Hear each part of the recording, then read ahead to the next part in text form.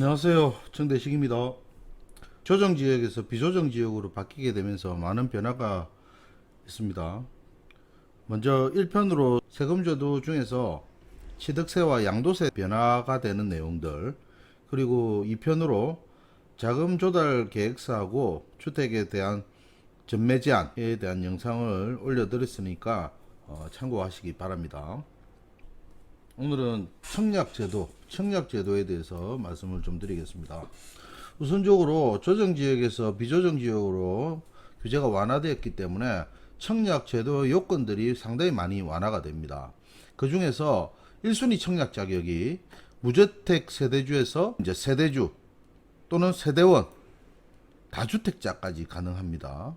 그리고 조정지역인 경우에는 1주택자인 경우에도 1순위 청약 자격이 됩니다. 그것은 기존 주택을 처분한다는 조건, 그 처분 조건이 서약서로 제출되고 나면 1순위도 청약이 되는데, 주택 처분 서약에 대해서 비조정지역으로 규제가 완화가 됐지 않습니까? 그렇게 되면 주택 처분 서약서 작성은 의무가 없습니다. 근데 기존 처분 서약서는 유효하거든요.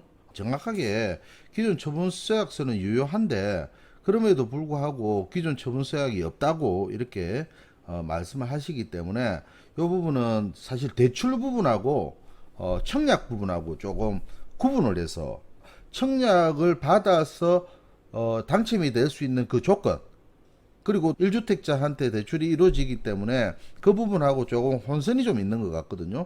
그 부분은 별도로 따로 영상을 만들도록 하겠습니다. 그리고 청약 통장의 가입 기간이 조정지역은 24개월 이상인데, 비조정지역이 되면 6개월 이상으로, 수도권은 1년 이상입니다.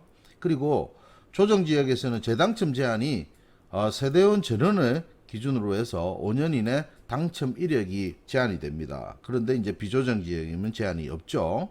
그리고 제일 중요한, 조정 대상 지역이 됐을 때 말 그대로 조정지역이라는 것은 청약을 조정한다는 뜻이거든요. 그래서 가점제를 비율을 대단히 높여 놨었습니다.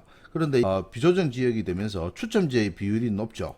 예. 그래서 가점제의 비율이 줄어들고 가점 40%, 추첨 60% 이래서 추첨제 비율이 높아지게 되면서 조정 지역일 때 1순위 청약 자격이 안 되었던 수요자 같은 경우에는 조정 지역 해제가 되고 난 뒤에는 1순위 청약이 가능하다. 이 부분까지 여러분들이 염두에 두시면 좋을 것 같습니다. 조정 지역일 때 일반적으로 그 1순위 청약 조건이 무주택자, 그죠? 그리고 1주택자까지 됩니다. 예. 1주택 세대주인 경우에는 주택 처분 서약이라는 게 있기 때문에 주택 처분 서약을 하면 청약을 할 수가 있습니다. 과연 주택 처분 서약이 무엇인가, 그리고 주택 처분 서약이 가지는 의미에 대해서 한번 설명을 좀 드리도록 하겠습니다.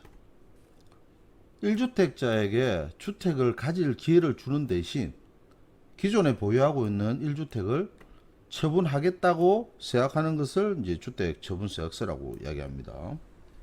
다시 말해서 조정지역에서 1주택자가 1순위 청약을 넣어준 이유가 주택처분 서약서를 작성을 하기 때문에 그렇습니다.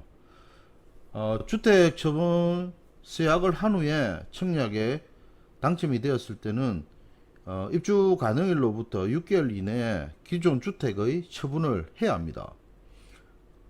6개월 이내 처분을 한다는 전제 조건이 있기 때문에 1주택자에게도 청약을 승인을 해주는 건데, 요 내용은 주택 공급에 관한 규칙이 있습니다. 요거 한번 보시게 되면 주택 공급에 관한 규칙입니다. 요 민영주택에 대한 공급에 대한 부분이거든요.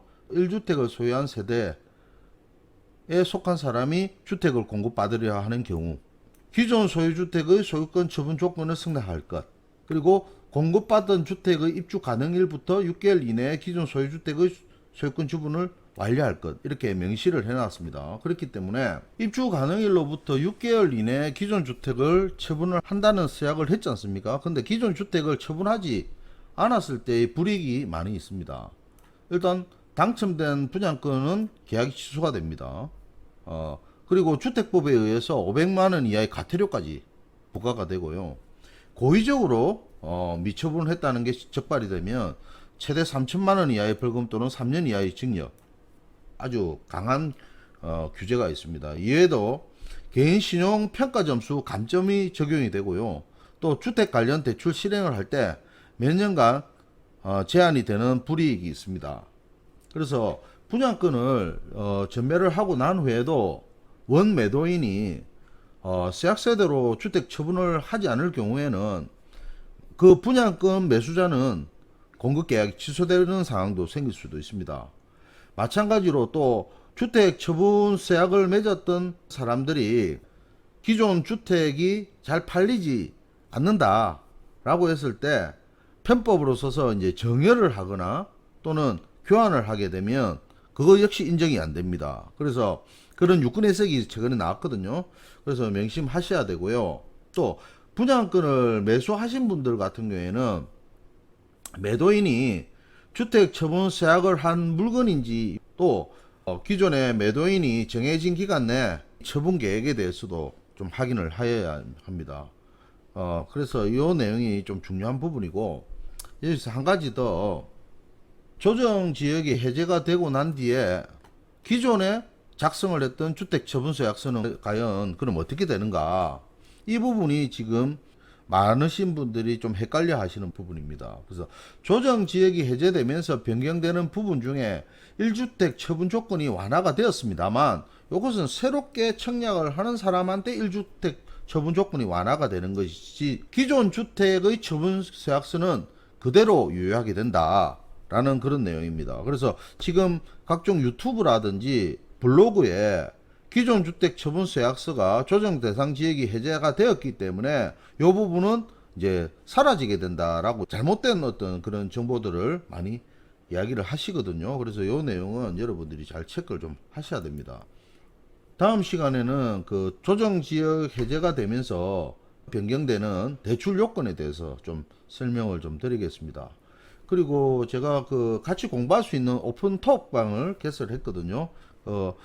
우리 영상 제일 앞편에 보면 소 제목이 있습니다. 거기에 이제 더보기로 들어가면 이제 카카오톡 오픈 채팅방이 있으니까 아직은 인원이 적습니다. 제가 200명 정도 되면 무료 특강도 좀 진행하고 같이 이렇게 디스커션 할 수 있고 스터디 할 수 있는 그런 커뮤니티를 만들도록 하겠습니다.